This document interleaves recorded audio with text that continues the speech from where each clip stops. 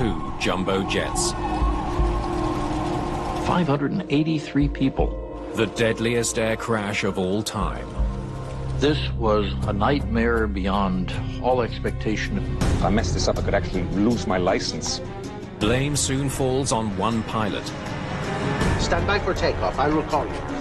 Why would... But as investigators sift through all the evidence... We are now at takeoff. Whoa, whoa, whoa. What just happened there? The disaster in Tenerife grows more and more mysterious. Why didn't they get off where they were told? These are the top guys. These are the best in the business. How could this happen?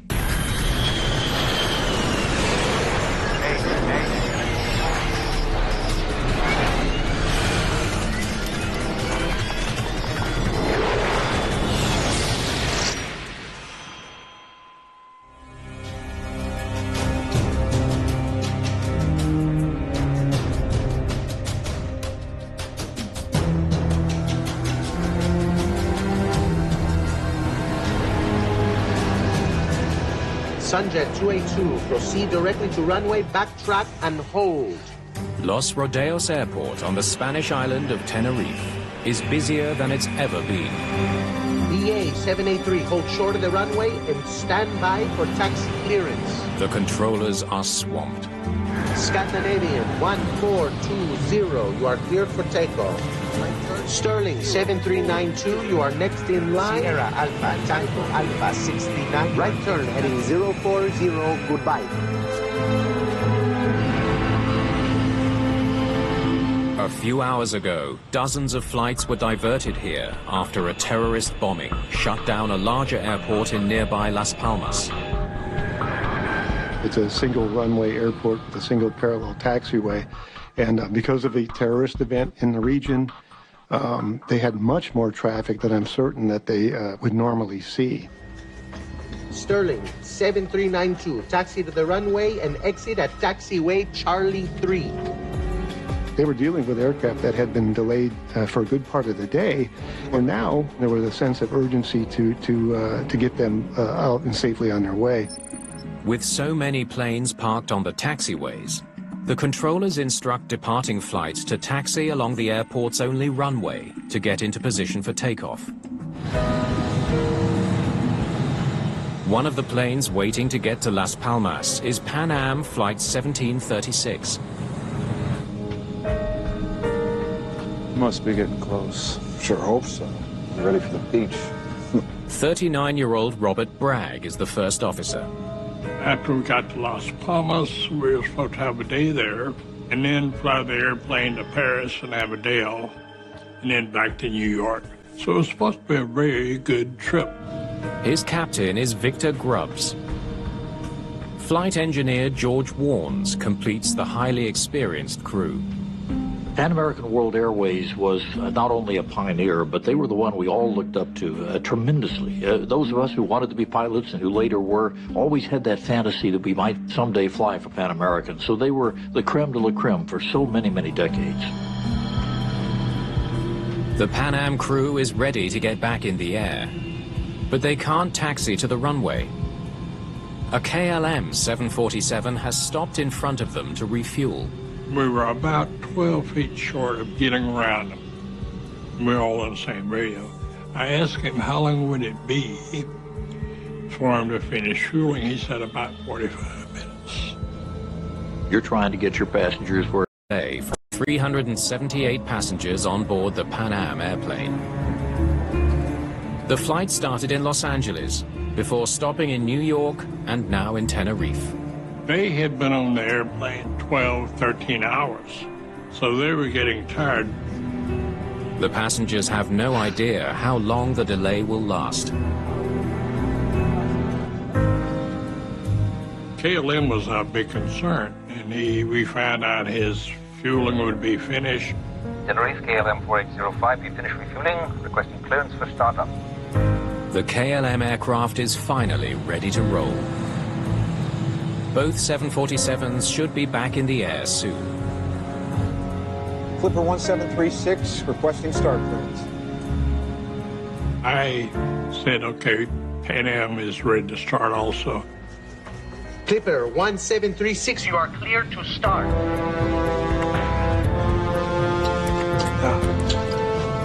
Okay.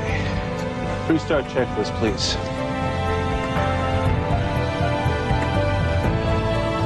Ladies and gentlemen, the flight deck once again. I'm happy to say we've been finally cleared to get moving. We should have you in the air in about 15 minutes from now.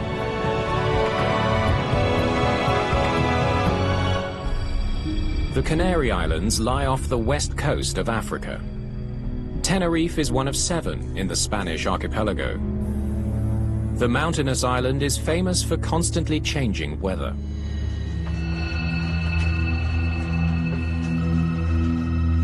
Can't see anything out there.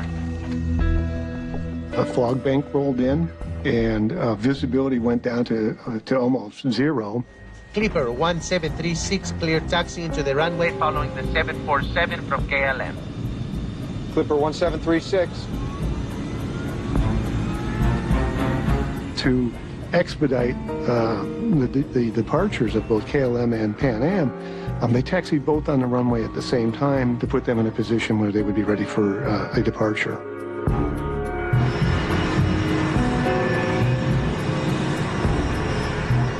He said, follow KLM down a runway, backtrack, make an exit to get around back of KLM. So that's what we were doing.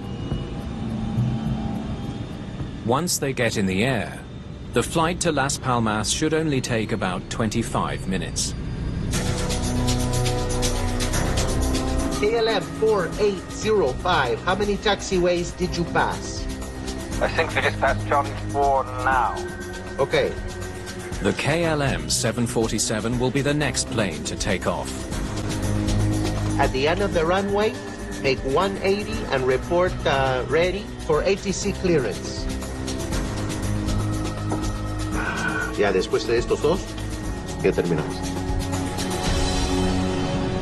First Officer Bragg is unfamiliar with the airport. He checks a runway diagram to help find their turning. Okay, that's this one right here. Close ahead. It's going to put us on the taxiway. As they taxi, they listen to the tower controller tell the KLM crew ahead of them what to do after departure. You are clear to the Papa beacon.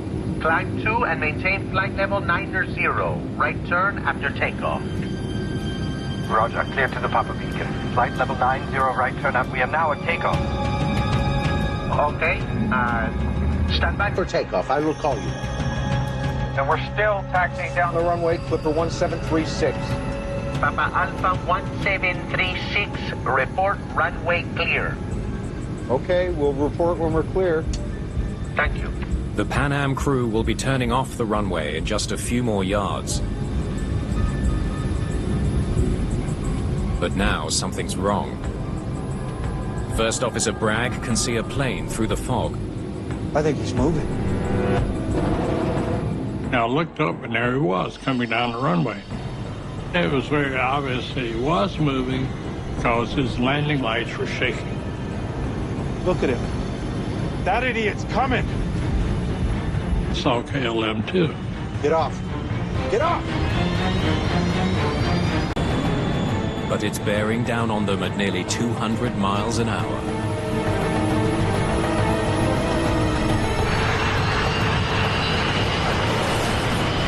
He had lifted off the runway. I could see his rotating beacon underneath. Get off, get off, get off! Get off, get off, get off! And then I ducked and said a real quick prayer, trying to hope he misses us.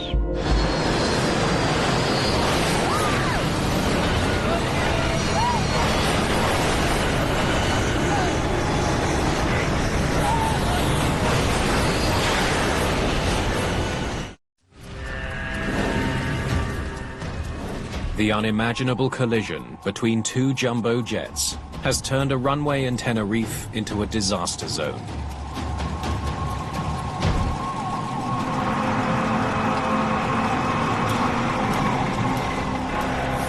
I opened my eyes, first thing I noticed, all the windows were gone. And it looked like somebody had taken a big knife and just cut the whole top of the airplane up. Get up! Get out! That's when I decided it was time to leave. It's a 45-foot drop onto solid concrete.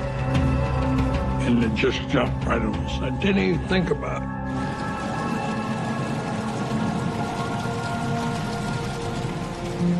When I hit, I rolled on the ground and looked around and discovered I wasn't hurt.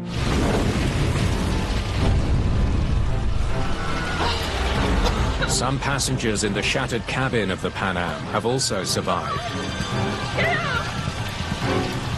They're desperate to get off the plane. The airplane was totally burning. There were flames probably 200 feet high. An opening in the fuselage offers the possibility of escape, but there are no emergency slides. The long drop to the runway could be fatal.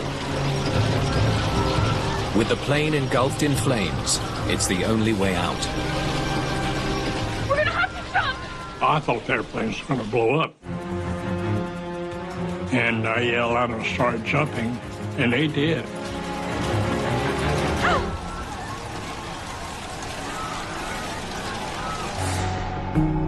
Only 61 people from the Pan Am flight survive. The cockpit crew is alive, but 335 others are dead. On the KLM flight, there are no survivors. 248 passengers and crew have been killed. All told, the disaster claims 583 lives. It's the deadliest aviation accident of all time.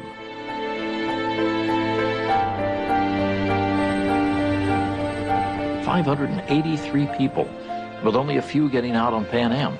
This was something that we really had not contemplated when we started building bigger airplanes. Nobody ever thought, what if we lost two of them in a collision on the ground? This was a nightmare beyond all expectation. The next morning, investigators from Spain, the Netherlands, and the United States are on the scene. We didn't have a whole lot of experience with 747s crashing at that point. So for an accident investigation standpoint, it was going to be as big a deal as you can get. Pan Am clearing the runway, KLM on its takeoff roll. Someone messed up. They face a huge task, trying to untangle the chain of events that led to this catastrophic runway collision. The search for the black boxes begins immediately. The recorders could hold important details about what was happening in both cockpits. Voice recorders, in this case, were vital. You had two airworthy aircraft coming together on the runway. So the events leading up to that, were key. It was busy. Controllers had to get almost 50 planes off the ground in just a few hours.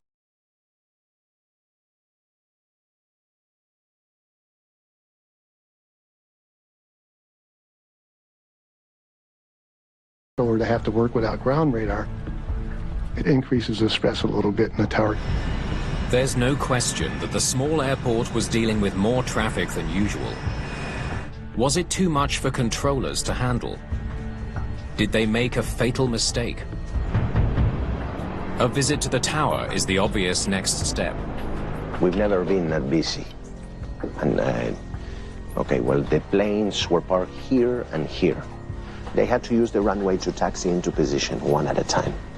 They were actually having to park aircraft on the taxiway, the only taxiway that they had, and therefore kind of deviate from their standard operating procedures. And anytime you do that, unfortunately, things get a little bit riskier. So I instructed KLM to taxi to the foot of the runway, make a 180, and wait for takeoff clearance.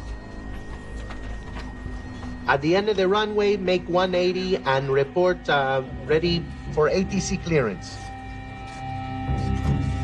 And a couple of minutes later, he reported that he was in position here. KLM is ready for takeoff, waiting for ATC clearance. When KLM had turned around at the end of the runway and was in position for takeoff, we call that line up and wait. So they are waiting for takeoff clearance, which will equal a clear runway. And then I had Pan Am move up the runway right behind the KLM. Papa Alpha 1736, report runway clear. Okay, we'll report when we're clear. It's true, we were busier than we've ever been before, but we were managing. We were getting the job done. It's becoming clear to investigators that the cause of the Tenerife tragedy goes beyond a busy airport. Controllers had a lot to do, but they were not overwhelmed. There must have been other factors at play. In accident investigation, we learned a long time ago that there is never ever just one cause, and there are a multiplicity of moving parts on this. I couldn't actually see what happened. A thick fog had rolled in. Visibility was almost zero by then. This particular airport had a unique characteristic in that it was high enough so that you would get actually clouds rolling in across the runway. KLM 4805, how many taxiways did you pass? The controllers looking out the window could not see any aircraft that were taxiing either on the taxiways or on the runways, and instead had to rely solely on transmissions from the pilots to report whether or not they were clear of the runway. Investigators know that if the controller couldn't see the airplanes through the fog, his instructions to the pilots would have to be crystal clear. They gather recordings from air traffic control. Perhaps the tapes can paint a better picture of what really happened. That was the key to the whole investigation. Where were the aircraft on the runways and what was being said along their path down the runway? Get off! Get off! Get off!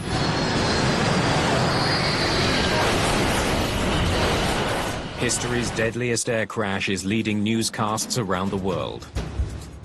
The pressure for answers is not about to let up. We knew we had a tremendous task on our hands to solve this accident.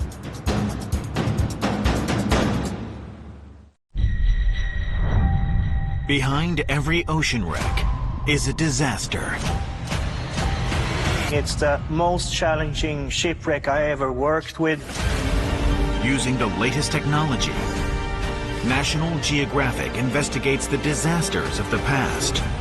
Dive into danger and mystery. Ocean Wreck Investigation. Tonight at 11. New to National Geographic. This new year on National Geographic Network. Join Hollywood icon Rob Lowe as he counts down the 10 most defining moments in the 80s pop culture. We all love the 80s, right? It's the decade we just can't quit. Humans' constant urge for innovation comes at a costly price. A lot of people out there have been thinking, not if it's going to happen, but when it's going to happen.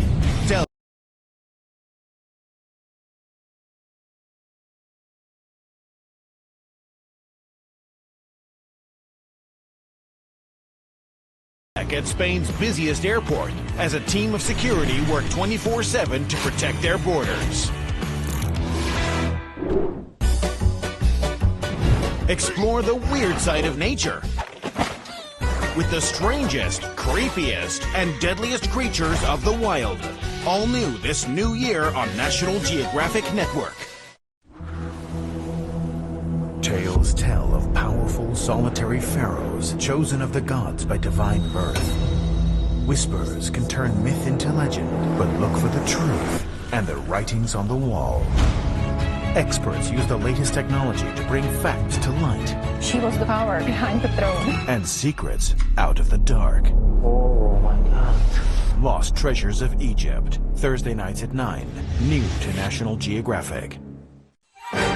The impact of human ingenuity is everywhere. From the seemingly mundane. The most elegant, wonderful invention.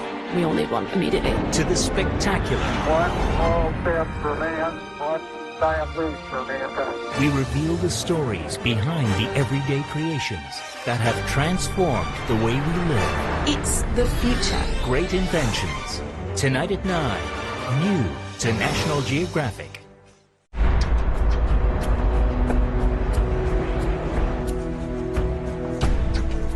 All right, let's start with the KLM nearing the end of the runway. 502. Investigators want to know if the Tenerife controller said anything to the KLM or Pan Am pilots that could have led to the collision. KLM 4805, how many taxiways did you pass? They listen to the recordings from inside the tower. I think we just passed Charlie 4 now. Okay, just past Charlie 4, right here. KLM captain Jacob van Zanten and his first officer Klaus Meurs taxi up the runway in thick fog. By the time that the main island airport at Las Palmas reopened and everybody was getting ready to go, it was down to about 700 to 900 yards of visibility, and that's just right at minimums. At the end of the runway, make 180 and report ready for ATC clearance. Okay, KLM was told to proceed to the end of the runway, turn around, and wait. What was the Pan Am flight told to do?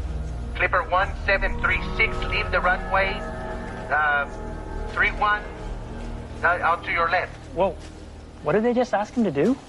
I'm sorry, say again, please. Leave the runway, the third one to your left. Okay, taxi down the runway and leave the runway at the first intersection on the left. Is that correct? Negative. The third one. The third one.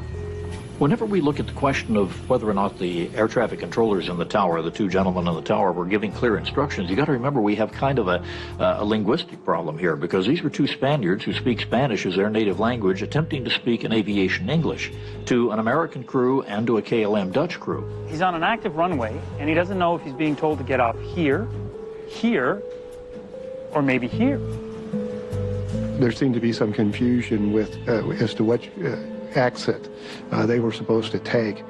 And I have a feeling part of that had to do with the accents involved. Maybe I'll ask him again. Would you confirm that you want Clipper 1736 to turn left at the third intersection? It takes an extra effort, but the controller eventually makes himself understood.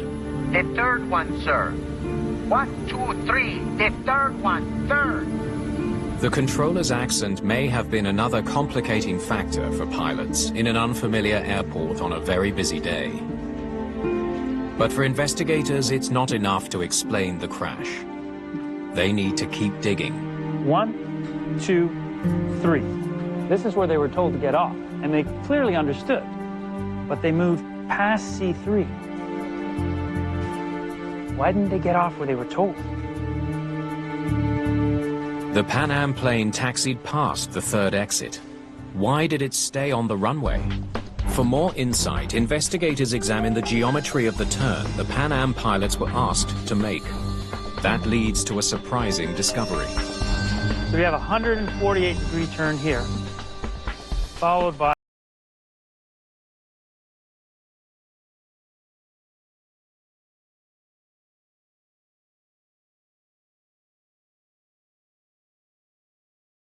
two very sharp turns, both tighter than 90 degrees. That's practically impossible. 747 is a beast. This is a big, big airplane. You just can't turn it on a dime. So a crew is going to always be reluctant, an experienced crew especially like Pan Am's, to take a turn if it doesn't look logical to them. And this one did not look logical to them. All right. So the collision happened here. So he obviously passed C3 and was headed for C4. Instead of leaving the runway at an exit that required two very difficult turns, the Pan Am crew headed for the fourth exit. It was further along the runway but provided a much easier turn.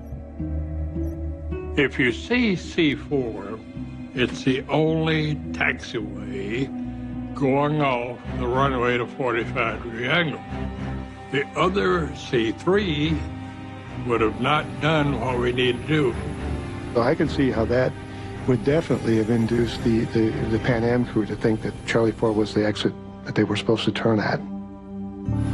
In the fog, the KLM crew would not have been able to see that Pan Am 1736 was taxiing past the C3 exit as they waited for takeoff instructions from the controller. KLM is ready for takeoff, awaiting ATC clearance. The first clearance they were asking for was a air traffic control route clearance, which tells pilots how to get from the airport that they were at, Tenerife, to their destination airport. The air traffic control recording suggests the KLM crew knew the correct procedures and was following them. You are clear to the Papa Beacon. Climb to and maintain flight level 90. Right turn after takeoff. Sounds fine. Roger, clear to Papa Beacon. Flight level 90, right turn out. We are now at takeoff. Okay? Stand by for takeoff. I will call you. It's kind of a verification between the controller and the pilot that they are doing what they should be doing. He's telling the tower he's in takeoff position, but he's been told to wait for takeoff clearance. So why does he start his takeoff roll? Investigators are mystified. Nothing on the tower recording can explain why the KLM crew started down the runway before they were cleared to do so. The question then was, you know, once you get over the horrific nature of it, say, how could this happen?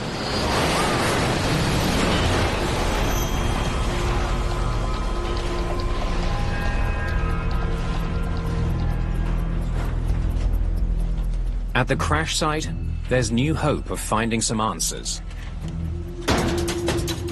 Investigators have recovered the black boxes. The voice recorders were key to the investigation.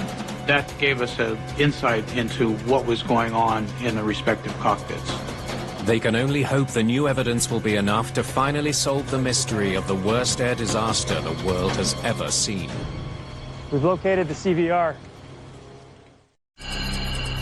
The investigation into the Tenerife disaster shifts to the Washington headquarters of the National Transportation Safety Board. Investigator Dennis Grossi has painstakingly matched up the cockpit voice recordings with the known movements of both planes. Okay, let's listen to the Pan Am. Now, in this case, fractions of a second mattered, so it was important that we had those recorders synced up so you could hear it and you could have precise measurements of when things were said. That's that 45 there. That's this one right here. The next one is almost a 45. Goes ahead. It's going to put us on the taxiway. The Pan Am cockpit tape confirms that the crew was having a hard time figuring out where to leave the runway. They're passing C3, and no one sees them. Did the KLM crew think the Pan Am plane was already off the runway? Keep it going. What the tape reveals next suggests the answer is no. We are now at takeoff. And we're still taxiing down the runway, Clipper 1736. Both crews are using the same radio frequency. KLM should have heard First Officer Bragg report his location. That's why I said we're still on the... Okay, we'll report when we're clear. Thank you. Crystal clear for all to hear. They're still on the runway. Yet KLM continues to take off. Captain Van Zanten is a highly experienced pilot with more than 11,000 hours in the air. What led him to believe the runway ahead was clear and that he had permission to take off?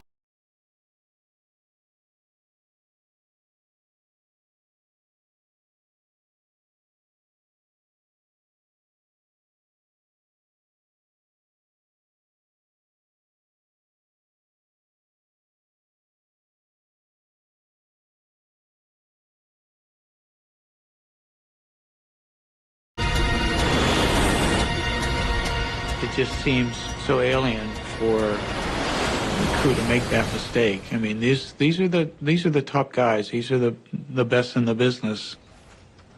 He lands just after 13:30. Investigators turn to the KLM voice recording for answers.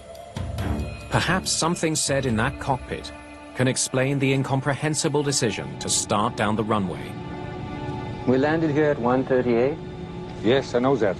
But we have to start from 7 o'clock. That's when we checked in. You're trying to recreate the cockpit environment, why certain decisions were made, why things were said. The time limit is 10 hours of flying with an amplitude of 13 hours. That's his fun stopover. The recording reveals that the captain is worried about work hours. If the crew exceeds their duty time, they'll be forced to cancel the flight. And that means probably $30,000, $40,000 of hotel rooms for the outbound passengers who they're not going to be able to carry back that night. It is a bit of a logistical nightmare, especially in an outstation in a foreign place. Dutch regulators have also recently tightened the rules governing flight crew duty time. A Dutch pilot can now have his license revoked if he exceeds the legal number of hours. The crew left Amsterdam at 9 in the morning. They still have to get their passengers to Las Palmas, pick up another load of passengers, and get back to Amsterdam before the clock runs out. If I mess this up, I could actually lose my license. We certainly wouldn't want that. Well, if we're waiting, we might as well refuel. Tenerife, KLM 4805, now requesting refueling at the apron. Van Zanten's concern over duty time explains why he decided to refuel while in Tenerife. He was going to do everything in his power to make sure that he could, complete the flight within his legal duty time limits.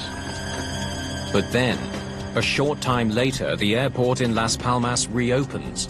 To all aircraft, Las Palmas has reopened. You may ask for startup and clearances at your discretion. And Van Zanten's plan backfires. Refueling takes much longer than expected, and now he can't move until it's done. When Las Palmas reopened, here he is, sucking on a fuel hose instead of starting the engines and moving. This is Clipper 1736, requesting startup clearance. Van Zanten's decision has a huge impact on the Pan Am flight as well. The KLM beside you has requested a refuel, and it doesn't look like you're going to get by him. The Pan American 747, they didn't have enough wingtip clearance. You gotta be kidding me. Roger, Tenerife, Clipper 1736. The other captains were unhappy with him because he was the cork in the bottle. The refueling delay means the KLM crew now has only 2 hours until they're grounded. Half hour to taxi, half hour to get there. An hour to swap passengers and get back in the air? It's tight. And guess what? The weather's getting worse. KLM 4805, you are clear to taxi to the runway. The question facing investigators now is, did the rush to get off the ground in worsening weather cause the KLM crew to jump the gun? Coming up next.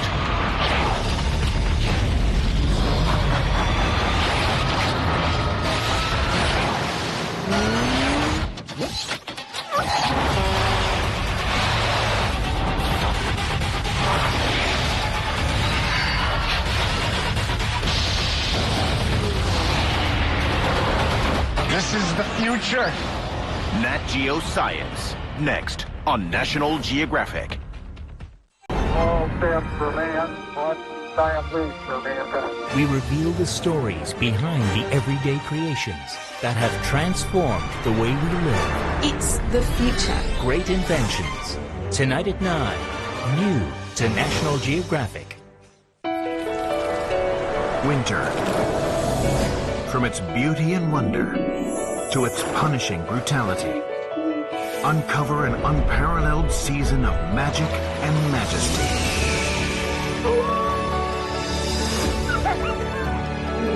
Featuring unmissable premieres throughout December. The Frozen Wild, Thursday nights at 8:30, new to National Geographic Wild.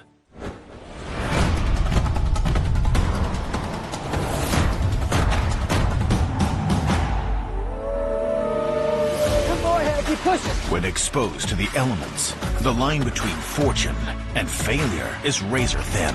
I'm just feeling defeated. But with man's best friend by their side, we'll find out who's really wild by nature. Called to the Wild, Thursday nights at 10, new to National Geographic. We're not backing down. This new year on National Geographic Network. Join Hollywood icon Rob Lowe as he counts down the 10 most defining moments in the 80s pop culture. We all love the 80s, right? It's the decade we just can't quit. Humans' constant urge for innovation comes at a costly price. A lot of people out there have been thinking, not if it's going to happen, but when it's going to happen. Delve into history's most catastrophic engineering calamities and the lessons we can learn to propel future invention. Hi, passport ID? It's all hands on deck at Spain's busiest airport as a team of security work 24/7 to protect their borders. Explore the weird side of nature with the strangest, creepiest, and deadliest creatures of the wild. All new this new year on National Geographic Network. So he taxis to the end of the runway and does his 180. We know this from the tower tapes. Can we hear it from that point, please? Body gear disarmed, landing lights on, checklist complete. Investigators hear more evidence that the captain of KLM Flight 4805 may have been in a rush. Is he throttling up? Wait a minute. We do not have ATC clearance. No, I know that. Go ahead and ask. It was obvious that time was an important factor in the KLM captain's decision-making. He wasn't going to waste any time once he got to the end of the runway. KLM is ready for takeoff, waiting for ATC clearance. So he requests ATC clearance. We're about a minute from the collision. When the first officer asked for the clearance, he was asking for the air traffic control clearance, completely separate from the clearance to actually roll this 500, 600,000 pound monster down the runway. You are clear to the Papa Beacon, climb 2 and maintain flight level 90. Right turn after takeoff. What investigators hear next answers many of the questions plaguing this investigation. Yes, brother, clear to the Papa Beacon. Let's go, check thrust. Flight level 90, right turn out. We are now at takeoff. Okay. Whoa, whoa, whoa. What just happened there? Play that again, please. The controller is providing instructions for what to do after takeoff. You are clear to the Papa Beacon, climb 2 and maintain flight level 90. Right turn after takeoff. Yes. But the captain reacts as if he's actually been cleared for departure. They get a clearance from air traffic control that contains the word takeoff, and that confirms for them that everything is the way it should be, when in fact, everything was not. Roger. Clear to the Papa Beacon. Let's go, check thrust. Before his first officer has finished reading back the instructions, Captain Van Zanten is already on the roll. Flight level 90, right turn out. We are now at takeoff. Investigators now know what the Dutch first officer meant by at takeoff. He's reporting that he's actually taking off, not that he's ready to take off. Unfortunately, in this case, it meant they were taking.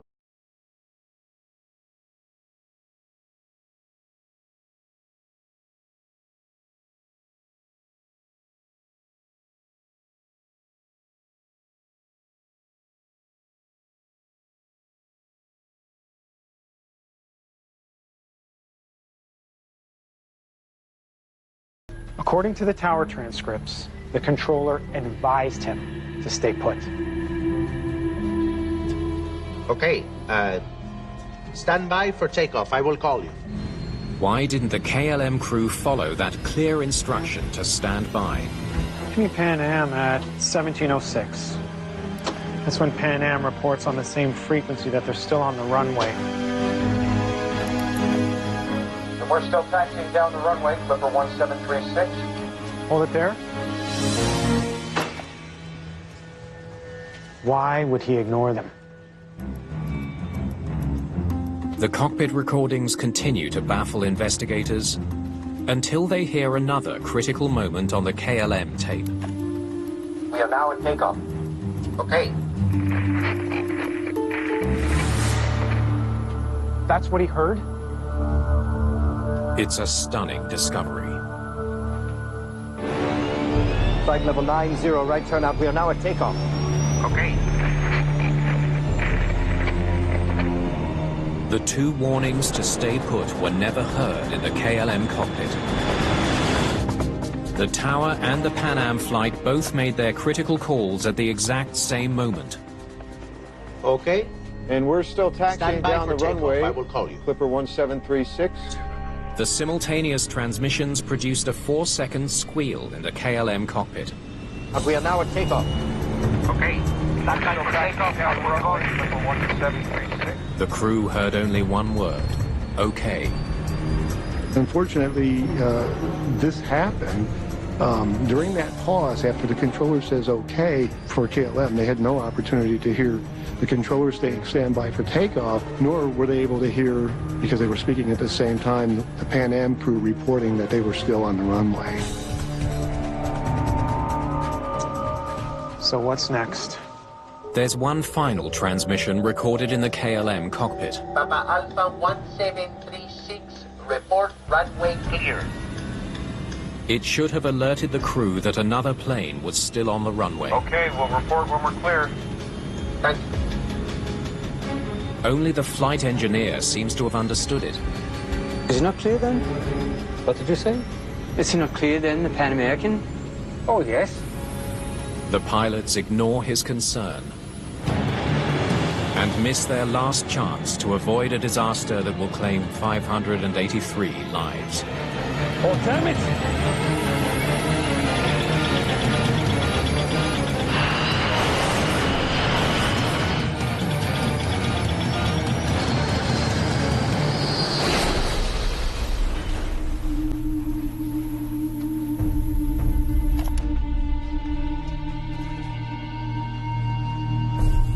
Van Sant should not have moved without explicit clearance.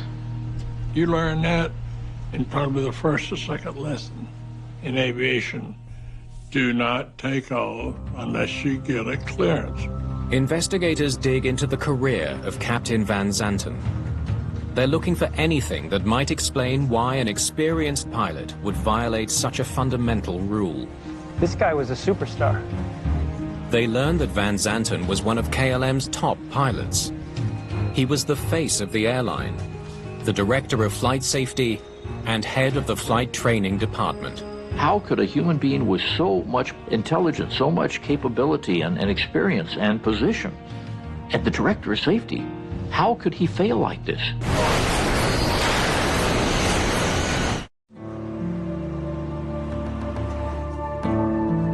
Investigators suspect that in an odd twist, the captain's elevated status may have played a role in the Tenerife disaster. Back in those times, everyone had an awe of the captain, if you will. His word was God. His word was unquestioned.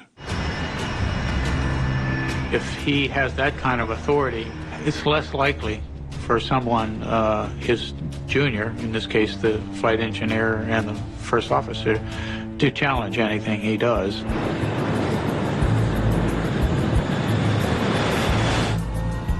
Okay, we'll report when we're clear. Steve's status doesn't explain the most troubling question of all. Why did he believe it was safe to take off in the first place? Logically, you should make extra clear that, hey, we're taking off. Is the runway clear? Investigators search desperately for an answer and come across a stunning detail in the captain's flight log. It could be a final piece of the puzzle. This was his first flight in 3 months. Records show that Van Zanten's cockpit hours had dropped dramatically in recent years. He was spending most of his time in a simulator, training other pilots. The simulation is interesting because when you spend a lot of time as an instructor in a simulator, it's an artificial environment that we try to make as real as possible. Okay. Checklist complete. Let's go. Thrust. Flight simulators do a remarkably good job at recreating the experience of a real flight. But there is one very important element missing. There is no air traffic controller in a simulator. His focus was on training.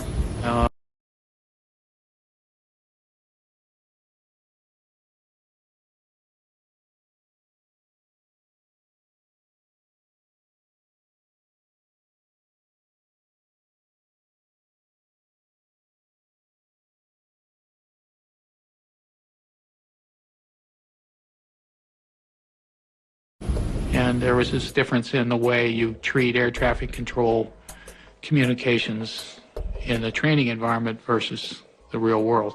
Okay, let's go. Thrust. V1. Here we go. Take off, thrust. Rotate. Okay, let's go. Take off, thrust. Thrust. Go. All the time he spent in the simulator works against him. Climb 2 and maintain flight level 90. Right turn after takeoff. Roger, clear to the Papa Beacon. Let's go, check thrust. Jacob Van Zanten's attempt to take off without a clearance resulted from his time in the simulator, and that he kind of reset himself. He was his own clearance authority in the simulator. And then 2 separate radio calls that should have told him the Pan Am was off the runway cancel each other out. Okay. We're still tracking down runway, level 1736. The world's deadliest airline accident is now all but inevitable. I think he's moving.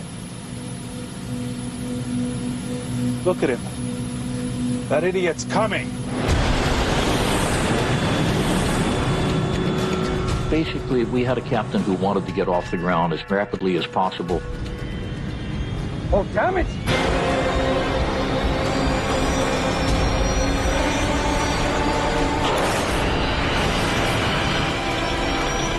The weather was not cooperating, and he was about out of cruising time. And in a situation like that, the human mind, our carbon-based brains, tend to jump a few cogs, so to speak. Get off, get off, get off! Get off, get off, get off!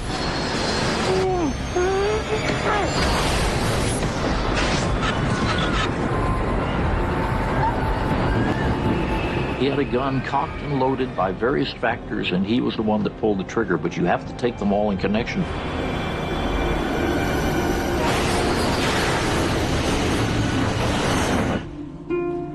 The investigation into the collision at Tenerife results in dozens of recommendations. Few aviation accidents have triggered a greater number of significant changes.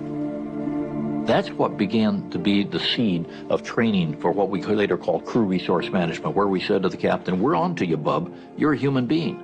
You can make mistakes, even when you have no intention to, and even when you're completely qualified. KLM and other airlines transform their training methods for captains, helping them become more responsive to their crewmates. Even the most senior and the most highly trained individuals can make mistakes.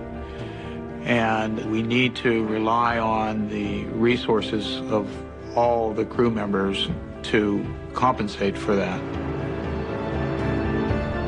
You are clear to the Papa Beacon. Climb 2 and maintain flight level 90. Right turn after takeoff. The accident also changes the very language used by controllers around the world. Controllers don't use the word takeoff unless they actually mean and intend for the aircraft to be doing just that, taking off. Instead, they will substitute the word after departure, turn right heading 040 or something to that effect. Every ocean wreck is a disaster. It's the most challenging shipwreck I ever worked with. Using the latest technology, National Geographic investigates the disasters of the past. Dive into danger and mystery. Ocean Wreck Investigation. Tonight at 11. New to National Geographic. Coming up next.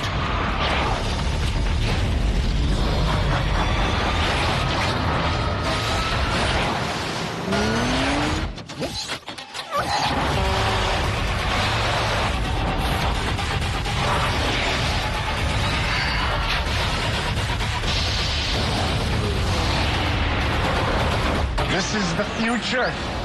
Nat Geo Science. Next on National Geographic.